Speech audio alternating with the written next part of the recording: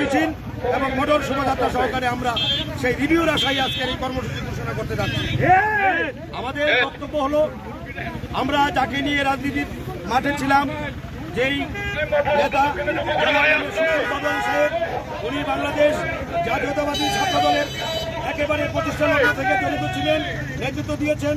উনি বাংলাদেশ জাতীয়তাবাদী যুব দলের অবিভক্ত মতলব উত্তর দক্ষিণের সভাপতি ছিলেন। উনি সাবেক ইউনিয়ন পরিষদের দুইবারের চেয়ারম্যান ছিলেন। উনি মতলব দক্ষিণ উপজেলা পরিষদের বিপুল ভোটে নির্বাচিত একজন জনপ্রিয় উপজেলা চেয়ারম্যান ছিলেন।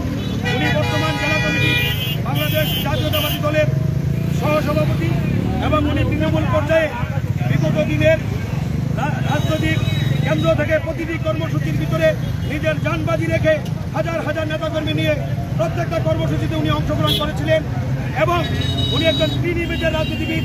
ওনার মামলা খেয়েছেন, উনি জেল কেটেছেন, ওনার রক্ত রাজপথে পড়েছে।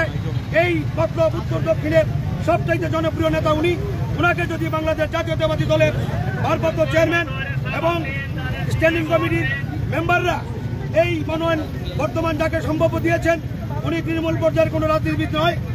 অতএব আমাদের এই নির্বাচনী এলাকার আমজনতার সকলের দাবি, ওনাকে রিভিউ দিয়ে ওনাকে যদি মনোনয়ন দেওয়া হয়, এম.এ. শুকুর পাটোয়ারী সাহেবকে যদি মনোনয়ন দেওয়া হয়, অবশ্যই বাংলাদেশ জাতীয় সংসদে এই নির্বাচনী এলাকার মানুষ দলমত নির্বিশেষে সকলে বিপুল ভোটে নির্বাচিত করে ওনাকে সংসদে পাঠাবেন।